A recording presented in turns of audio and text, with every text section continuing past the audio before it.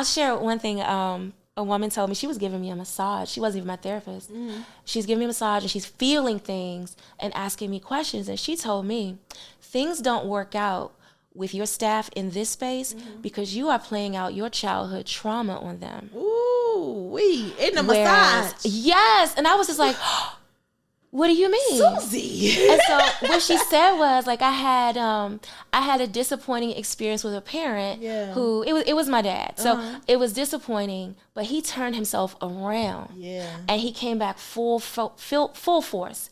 And what I do is, when people start to disappoint me, what I used to do, they would start to disappoint me, I would wait for them to turn it around because my dad did. So the more they're not turning it around and just further checked out for whatever reason that they're entitled to have, I'm growing resentment. Ghetto. Good idea, now we buying merch. That's ghetto.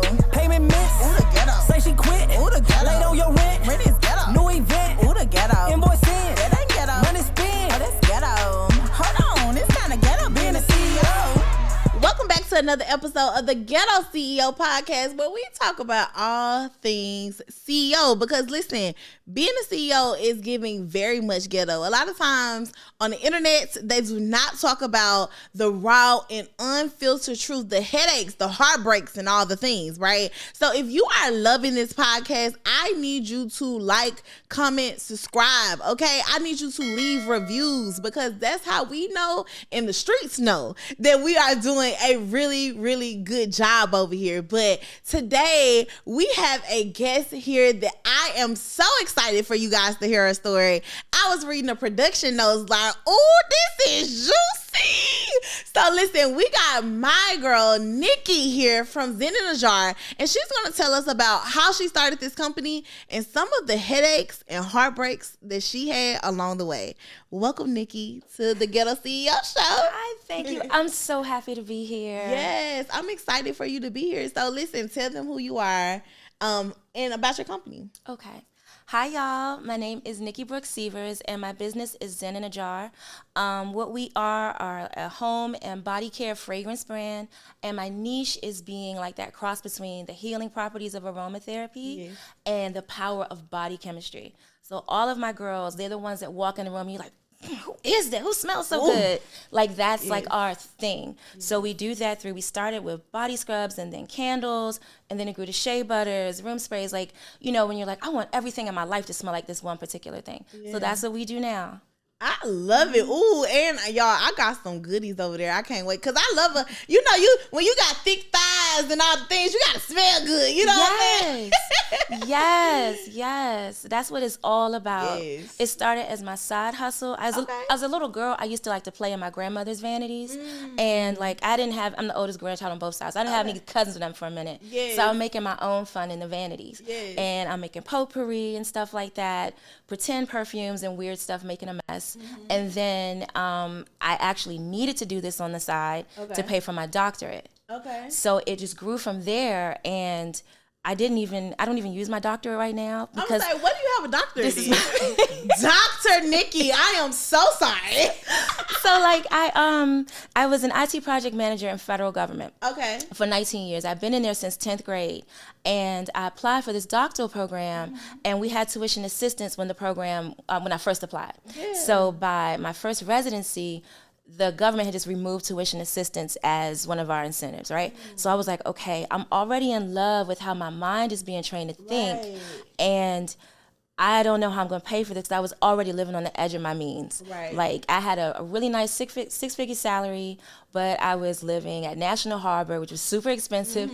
I had a brand new muscle car. I could barely drive. Oh my God. So there was no room for me to pay an extra $30,000 for this degree. Right. So I started making the products I used to love to do as a little girl on the side. Okay. And it grew from that. Okay, so you said National Harbor, that means you from DMV? Yeah. Okay. Yeah, girl, I just got off the plane. Really? Yes, welcome to the A. Okay, I am excited that you are here. Now, let's talk, we're going to jump into the T, okay? So, I heard you are building a new location. So, talk to us about that journey. Listen, we should have had some wine, child. Yes. So it has been, and I have to say, I love that you have opened up this channel for us to really talk about this stuff. Like I stumbled upon you like maybe 2 months ago, and I was like, what is this? What is this lady talking about? Who are these people on here? She is helping people. Like I really appreciate that. Oh, thank you. And so I think about like where I would even be had I discovered you this time a year ago.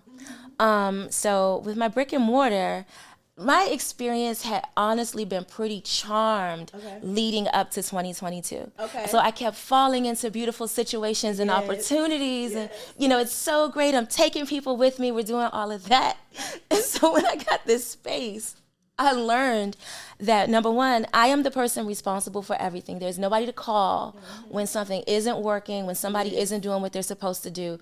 It's on Nikki. Right. So with the space, I was really excited about it because I was coming into the shopping center behind a big juice brand called Turning Natural in DC. Black woman owned. She's got like 7 locations now, I think. So I was coming into her flagship location she just moved out of. So I was like, oh, this is good small business juju. You know, I'm coming in behind Turning Natural, and I had all these exciting ideas for what I was going to do with the space. So I happened upon this guy who was coming to give me an estimate so I can figure out how much to expect when I evaluate proposals for what I want to do. Because with this space, you know, there's so many shea butter brands that you can go to. I really specialize in my customer's experience. Like, I know my girls are the ones that want to have, like, they want to be the only person that smells the way they do. It's got to be custom. It's got to be an elevated experience. So what we're doing is building out an oasis shower. So not only do you come and shop, but you can also get the store to yourself. And you can shower with any products you want to pull off the wall. You can lounge around and relax. Like, this is your thing. And so with that, I am recruiting other brands. Like, I want it to be a wellness hub for Black-owned businesses that are in like the wellness vein, maybe beauty. So like if you're a yoga instructor and you don't have a place to practice, you can do your yoga pop-ups as in a jar. Oh, wow. That was the vision, right? Okay. So I'm recruiting all these people. I'm doing interviews, and I'm offering retail space on shelves. And I'm paying this guy because he was like, hey, I really want to help you out. White people do this for each other all the time. I'm going to finance you. And, you know, you just pay me once a month and however long it takes, but I'll build this out in about 4 weeks. So I'm like, okay, right? I'm green because I'm coming from government where people just Sound do. like a good deal to me. Yes. I'm used to people just doing whatever they say they're going to do with the contract because, you know, they want to keep their government money coming. I didn't realize, okay, outside of government, people will do anything. So this man never had to look for me. I'm paying him on time, but I started to realize I haven't seen him in like 3-4 weeks. Is it my schedule? Like, I think we're a little bit behind. So I would reach out and I'd be like, hey, like, what's going on? Just want to check in. He's like, well, it's my daughter's birthday. And just talking to me crazy. And I'm like, oh no. So I learned in therapy, like one of my biggest issues is I don't listen to my gut. Right. So my gut told me well before he started disappearing, you need to cut this off and you need to start fresh. But my ego was like, no, I already invested. I already told people he's going to do it. He's going to do it. Right. So long tearful story short, it didn't work out. I had to let him go. And when I fired him, he had the nerve to come pick up his tools and be crying to me. I was like, I need to be crying. I just spent all this money and I don't have no store. Right. So I was embarrassed. And I had to take a step back because I'm a doer. And so if I'm telling these other brands, like, you will be sold here, you will have this opportunity, I'm going to do X, Y, and Z for us, how do I turn around and say, actually, I don't know what's going to happen because this store is still under construction? So we were supposed to be open in April of 2022, and we couldn't. So now I've spent all that money with him. I'm still doing payroll. I still got to keep Zen in a jar rolling. And we're still paying for this building and these utilities without the retail revenue. So I took a step back. I had to do a deep dive. I want my therapist out. Listen, got her money first. yes, listen, I don't work for BetterHelp, but I strongly, if you are an entrepreneur, you need a therapist, and BetterHelp is really where you go because you can text, video chat, email, whatever you need to do when you're in crisis. And if you get matched with the right person, it's it's priceless. Right. So. And keep dating until you get the right person. Yes. Yes. And so this woman, she really helped me because I could barely get out of bed most days because I was so embarrassed. And then you know how posting content is so important. Yeah. I didn't really have anything I wanted to say, you know, because I'm coming in every day, I'm driving, I'm doing videos of here's the status of the construction and all of that. And now I have to say, well, I don't really know what's going to happen, y'all, because I lost that money. I have got to figure out how to not only make that back, but keep everything else going. Yes. And so what I did was I stopped talking. My biggest lesson of 2022 was to just close my mouth. Ooh. And, you know, I thought that transparency was key, but what I realized is I don't know everything just yet. Yeah. And so it's okay to not be transparent and learn what you don't know. Ooh, that's because I was really walking headfirst into a different type of world because before I got this brick and mortar, I was renting suites out of a beauty supply store. Okay. So they were still able to kind of be like my parent or my umbrella in a way when things would go wrong. But with this, I'm like, okay, now that the air conditioner is broken, I got to pay for this? Yep. Oh my God. Yes. But I have to pay for everything else, you know? Yes. It's the stuff that you don't even think about. No. And it's not sexy. No. It's not. Like the photo shoots and I'm flying first class, I'm doing that stuff is real nice. It feels good. Like taking my friends on trips and stuff is great. Right. But also this nasty part under here where people will take advantage of you because that man, he messed himself up. Like I know when we have our grand opening, it's going to be bananas. And I would have taken him and said his name in every room with every piece of media. And now he squandered that opportunity, right? But I have some family who, they have wives that shop with me and support, who are starting their own construction firm, and they reached out. Oh, wow. So half the rate, because they're like, hey, we're just trying to build our portfolio. We love you. We believe in you. So they are doing the construction now. And it's a beautiful synergy. The space looks great. Like they understand my vision. I'm not arguing about wall tiles and all that kind of stuff. Yes. No, I love the transparency on the journey, right? Because I remember when we first built out our office, and oh my God, it was like such a headache, right? Even dealt with a contractor that went and filed. I forgot what it's called, but when you go down and file something, a lien against your business or against the building, I was like, sir, you never came back. You never came and did the work. So how are you mad at me and you are trying to hold me to a contract where you're not doing what you're supposed to be doing? And then you'll have contractors that hire subcontractors, but you are also responsible for those subcontractors if they default and they feel like you owe them. So it's like a whole different arena. It's a mess. It's a mess. Everybody has an angle. Yes. And it was devastating. So what I decided to do was just start to talk about it once I healed. Yes. Because for a minute, I wasn't healed. And if you ask me a question, I'm going to say too much, you know what I mean? I'm going to be ready to fight. Yes. So I realized that I wanted to reach out and share the story because I started to wake up more often than not and feel gratitude for the bad things that happened, as opposed to just being angry and embarrassed. I'm like, you know what? This happened for a reason. Now I'm in a beautiful situation, being supported by people who care about my brand, who are invested in the success, invested in the aesthetic, and not just trying to make a buck off me. You know? And like even when bad things happen with employees, which is like a whole other animal, right? Yeah. Oh, what? So employees are it is so expensive employing human adults. Yes. It is emotional work. And, you know, I'm not even going to rag on the people that work for me because the other thing I realized is a lot of it was me.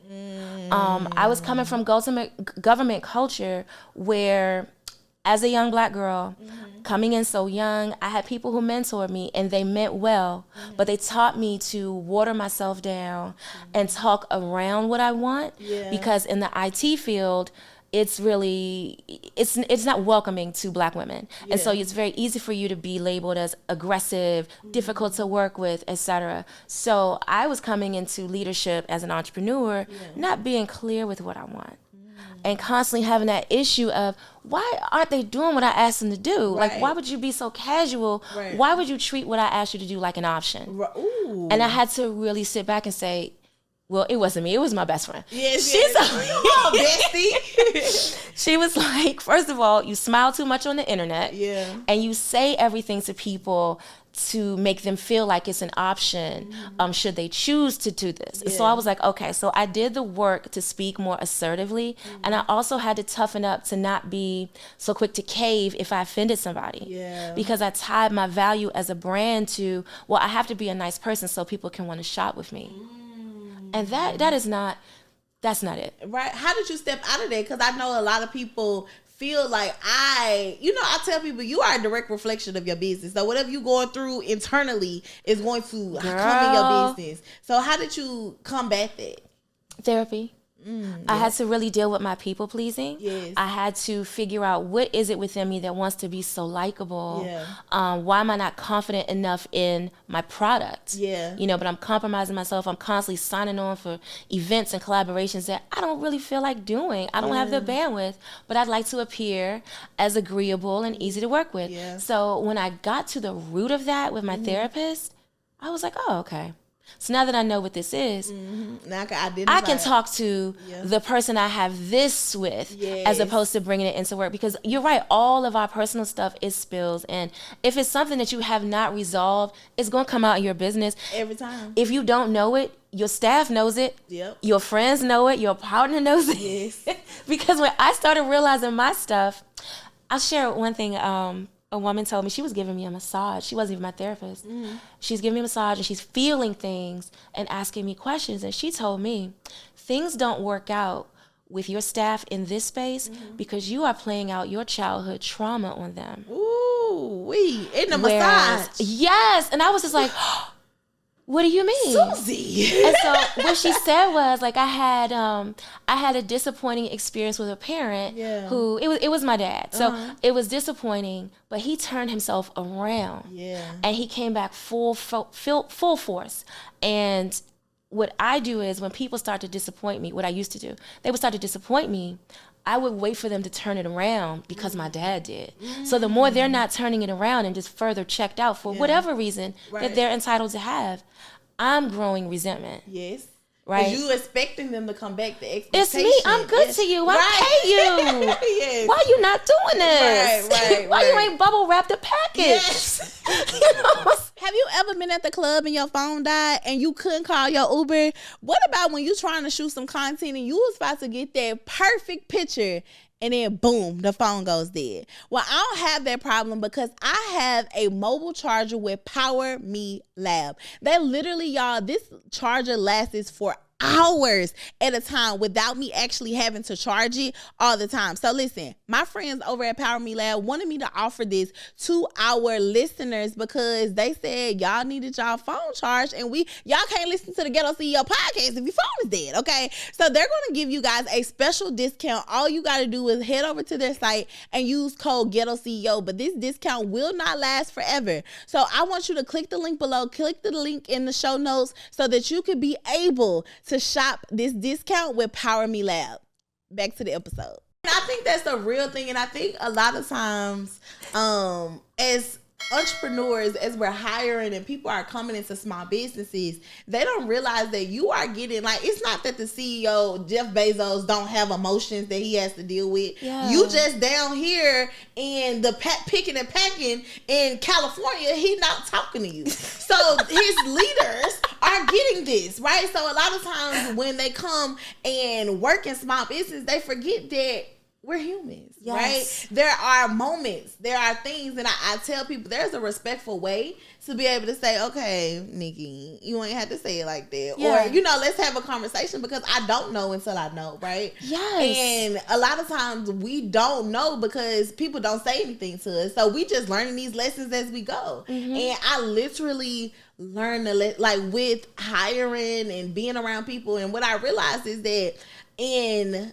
corporate, you are working and the people that you're around are your friends, right? You start to find work friends, you find a work husband, a work mama, all the things. Well, when you get into your small business, these employees can't be your friend. Yeah. They just can't. Like, you be wanting to be friendly, but they can't, because you can't tell them all the things that's going wrong in the business. You can't tell them, like, yeah, we at zero and I don't know how I'm pay payroll this week, but I'm gonna figure it out. Like, you can't tell them that, right? And so we have trouble with finding community and like being able to share, but our employees get the brunt of this growth spurt before we get healed. Yes. And I love that you said that, because that is one of my bigger struggles right now, is drawing that line. Yeah. Because at first I was just telling everything, like, we all got to deal with this. If I got to figure this out. If it's on me, it's on like, hey, look, I told you, like, I don't really know where it's going to come from. Right? I had to figure out, okay. And then I was also like over investing in people, because I had decided before it was time that I was going to be the premier place for young Black girls to work.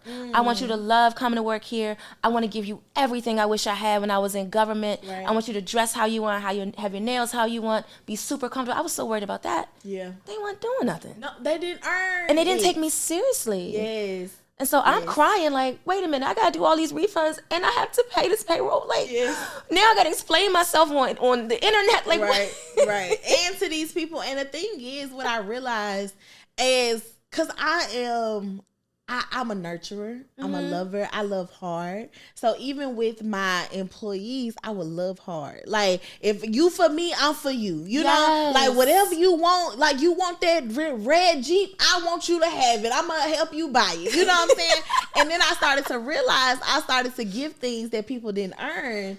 And then it hurt me. You didn't earn that raise. You didn't earn that bonus. You didn't earn that new computer. You didn't earn, like, you doing subpar. So what ends up happening is that because you didn't earn it, you didn't earn this raise, but I kept giving it to you, you thought you was doing a good job. So you kept those same traits like you were doing a good job, and you were not.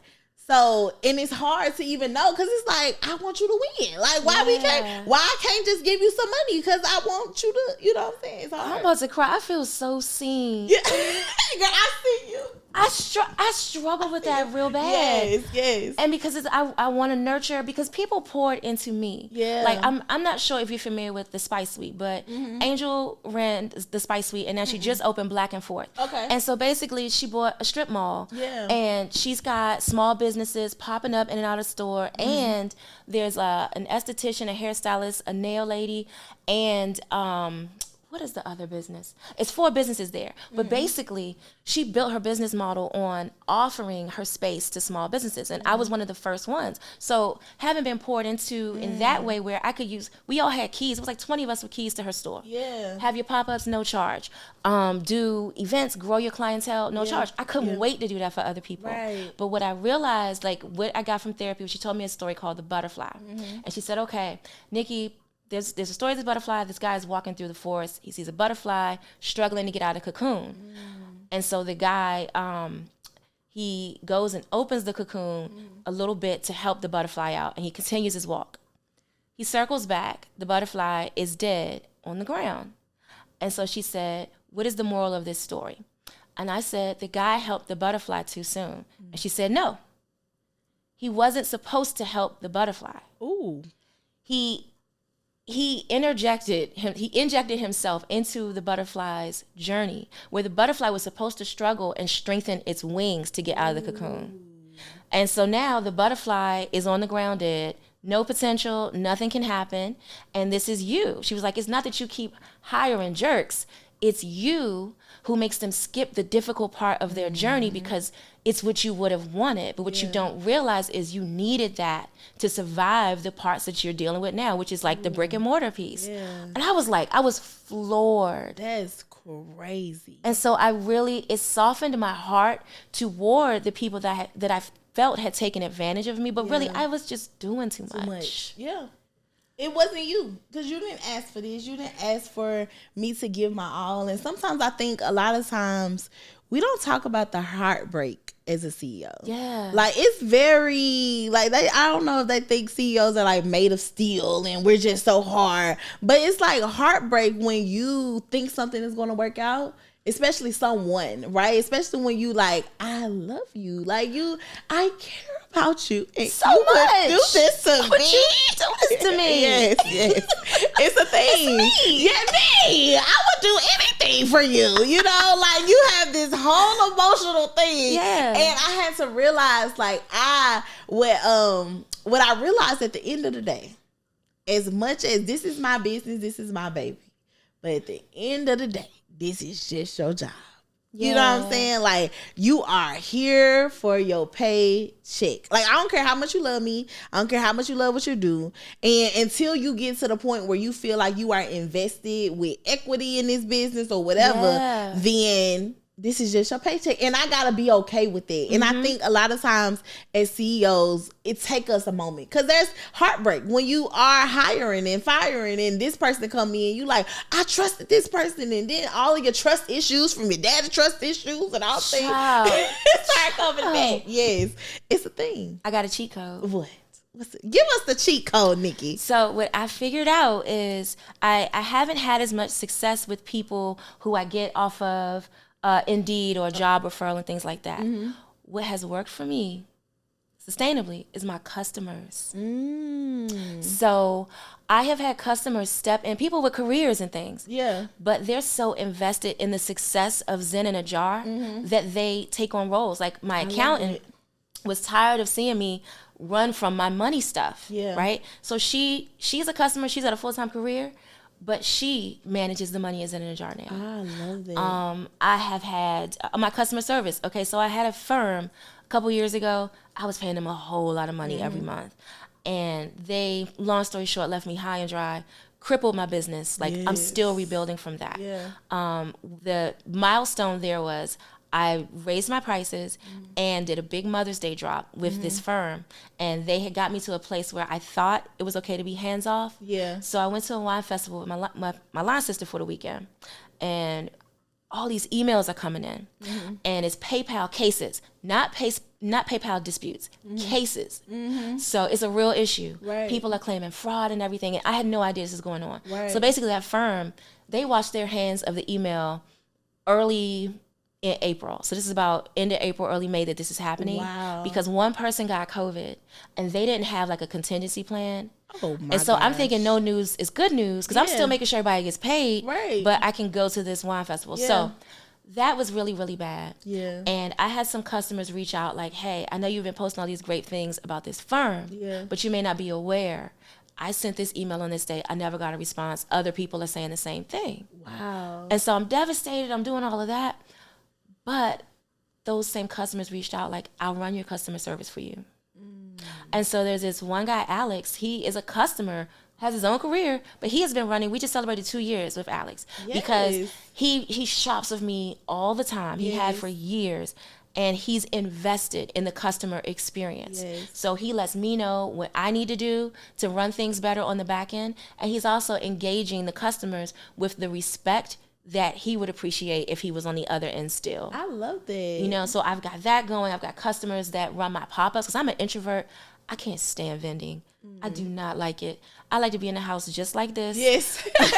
Under a blanket on the couch with my wine or behind the scenes just creating. Yes. So I have customers. We have a group chat called Fairy Town, and they're the Zen Fairies. And they run my pop-ups. So they can go and they can speak to what fragrances blend the best, how to use this, what's new, what they like, what you'll like if you like this perfume and stuff. Yes. And they're just being transparent from their own honest experience. I love this. And so, yeah, those are my cheat codes. And the other thing is most of these people want to be paid in product, which is crazy because I happily pay you. But they're like, look, can I just get 2 tubs of shea butter and I'll run the next weekend's pop-ups? Okay. But yeah, that's my cheat code though. I love it. First of all, that's a real cheat code. I hope y'all really took notes on that. Yeah. But I think that it also speaks to the community that you've built in this business. Like the information that you've given them, but also the love that they can feel through the jars, right? Yeah. Like, and then now they're invested in the growth of this company. And so I think building community is such a key. But you've had such a great success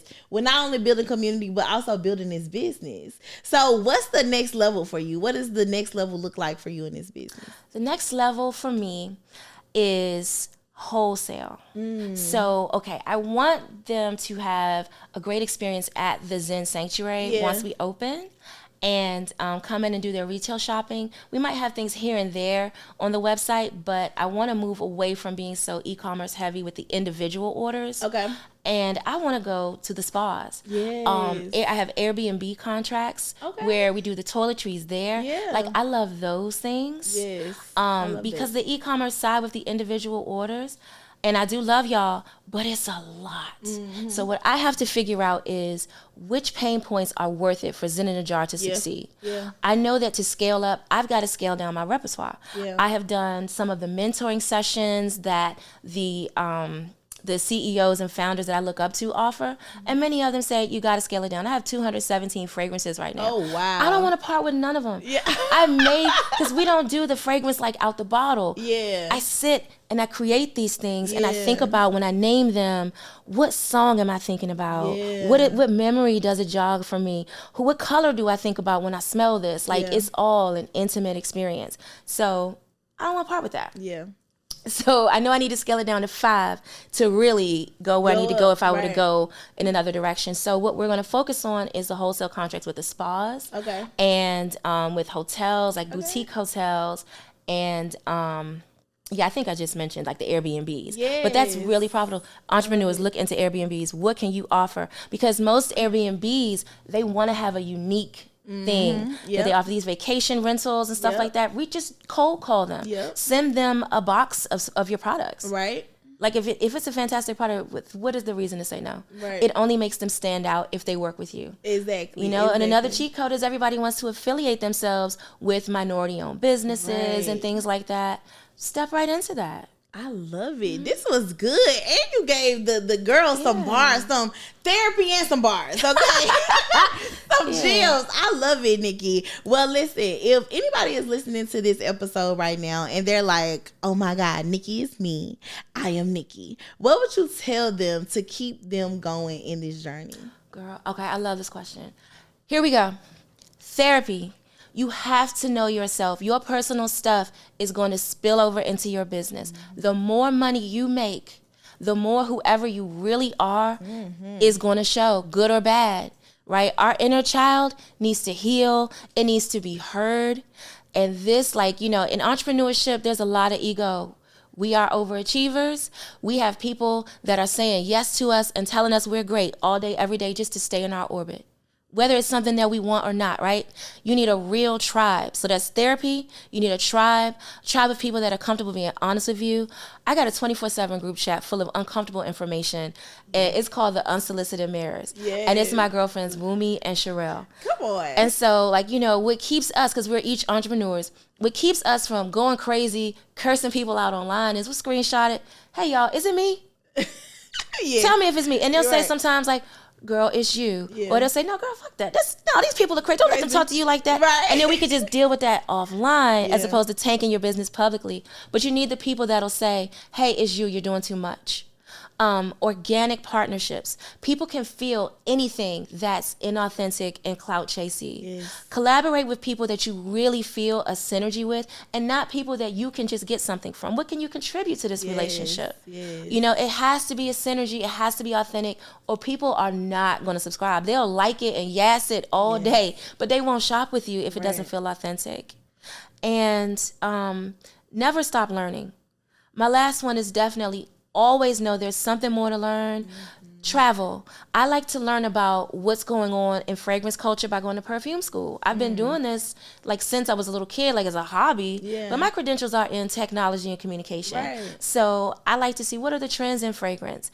I go to perfume school based out of London. I will travel to spas all over the world to see what is the beauty ritual here. Like I just went to Mexico a few weeks ago, and while I went to relax, I was like, I need to leave the resort and go to the spas that kind of look like the hole in the wall that you wouldn't notice. What are they doing for their beauty rituals?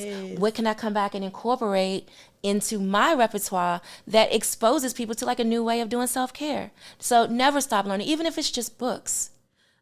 get virtual mentors you can learn from, people that you don't know at all. Like before I signed up for this, you were my virtual mentor. I was like, look, let me see what this lady's talking about today. And a part of my self-care with my coffee is to sit down and watch whatever your videos are that you're talking about, or read the emails.